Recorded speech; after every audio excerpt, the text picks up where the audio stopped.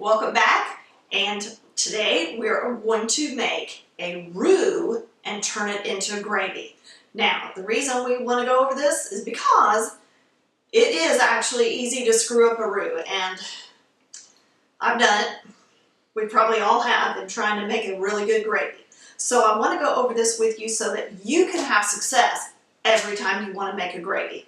All right, so first we're going to start with some meat drippings. Now I have a combination of sausage, some sausage gravy, but mostly bacon drippings, and we're going to do about 2 tablespoons of those drippings that I save and keep in the fridge because that way they stay fresh.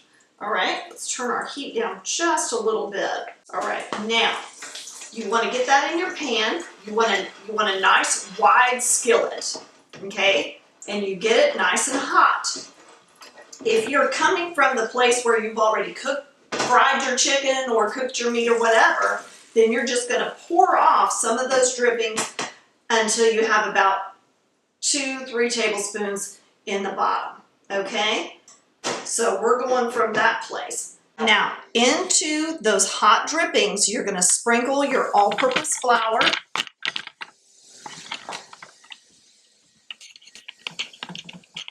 And this is going to take 2 to 3 tablespoons, but you don't want to overload it.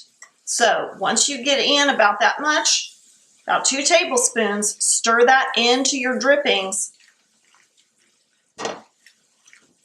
And it's going to make it's going to make almost like a paste, sort of. All right, we're going to use just a teensy bit more.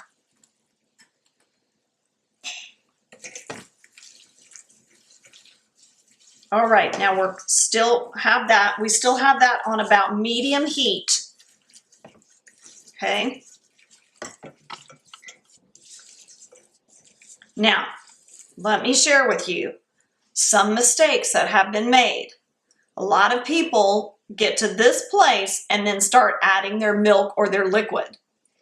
That is a big mistake. What you want to do with a roux is you want to cook this down and let it caramelize a little bit, because that is where all of your flavor comes from.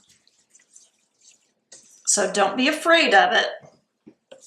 And you want to keep your heat nice and high so that you see how it's bubbling there. You want to keep it like that. Now you see how it's beginning to pick up some color? It's not so blonde now. Now we're getting to that caramely look. Now, if I want a very light flavored gravy, I'm going to add my milk at this time, okay? Because if I want a lighter flavor, the roux is ready. I'm going to show you how to go for that deep, dark flavor though.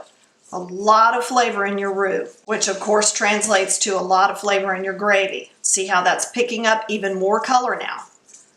It's taking on that. And we keep it moving.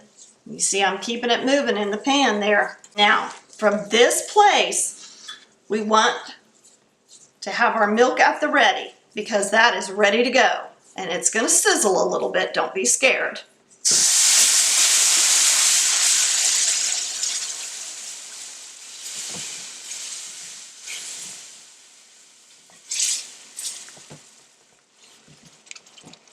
Just work that around the pan, just like that. And at this point in time, you're probably freaking out because you're like, oh my word, there's lumps. There shouldn't be lumps in gravy. Just keep working it. All right, add a little bit more milk there. And our heat is still pretty high. We've got it on about medium high now. All right, work that whisk around the pan. Pull that away from the sides because it's going to cook quicker in that very middle area. So you've got to keep it moving. See how it's thickening? Look at that. It's beginning to look like gravy, isn't it? All right, now you see how that's really getting thick? We're going to add a little bit more milk.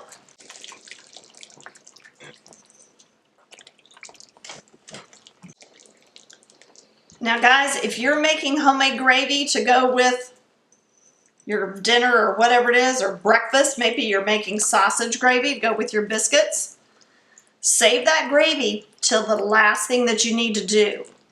Because as you can see, you really need to stay hands-on with it. It's not hard.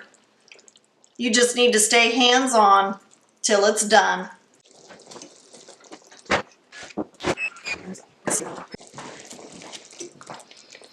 Okay guys, now when this gets to the consistency that you want and you don't need to add any more milk, then you're going to taste it for seasonings and see if you need to adjust your seasonings at all. It's probably going to need a little bit of salt and some fresh cracked pepper. And to check your consistency, now this is up to you. You know, if you want it really liquidy, go liquidy. If you want it thicker, cook it down until it's a little bit thicker. And you can see it coats the back of the spoon and just slowly drips off there. That's about where I want it. All right, now here's another trick about gravy. As long as it stays on that heat, it's going to continue to thicken. So once you get it to the consistency that you want, pull that off. All right, burner's off, and we've moved our gravy. Now, look how satiny smooth that is, you guys. Now at this point in time, you're going to have to kind of keep moving it, or else it will get that little bit of skin on the top. Not a problem. You just give it a stir and that'll get rid of that. But we do need to taste to know how much salt and pepper we need to add. Delicious flavor, wonderful consistency, but we do need to add the salt. So we're going to come in with about half a teaspoon of salt or so, and some fresh cracked pepper, because I like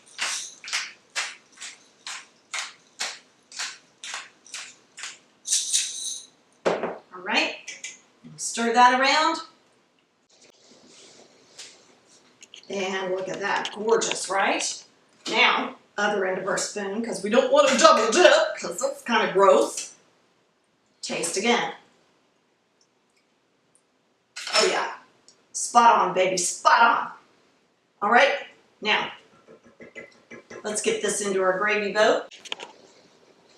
All right, we have our beautiful gravy, and what's better with gravy than mashed potatoes? Make sure you check out that video, you guys, on how to make foolproof, fluffy mashed potatoes every single time. And you know we have to taste those. Twist my arm, twist my arm. Okay, when I was a kid, my mom always would spoon it out and then do a divot in the middle to hold the gravy. There we go, yum, yum, yum. Okay, and because I like pepper, we're gonna add a little bit more of that fresh cracked pepper.